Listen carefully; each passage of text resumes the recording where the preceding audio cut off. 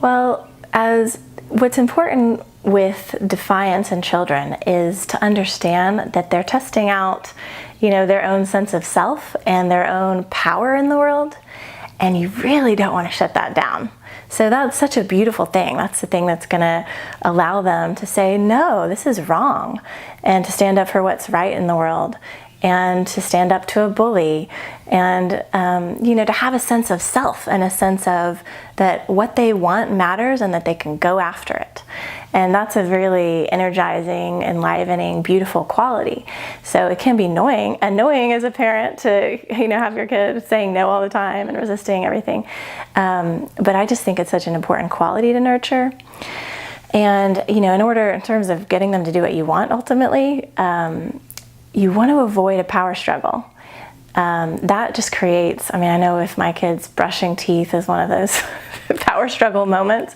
And on the times when I've tried to set a boundary and win a power struggle, like, okay, well, if we don't start brushing teeth in 10 seconds, there's no treats tomorrow.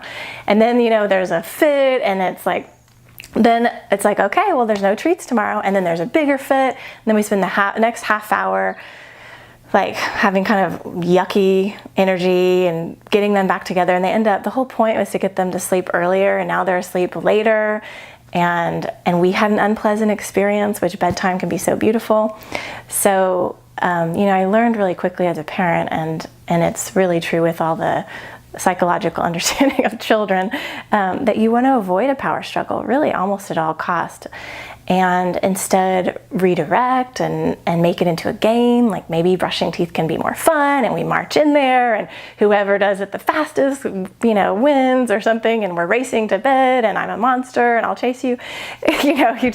So creating an environment that supports having the outcomes you want, but not facing them head on and having a power, like you're gonna make them do what you want. I think that's the key. Find some other way.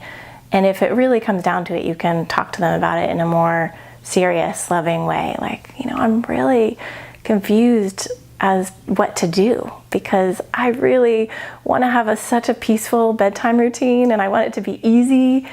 But you seem to not want to brush, but I have to get you brushed, because it's important, for your hygiene. And, you just talk to them about it and say, what can we do together? Because I want it to be loving and fun.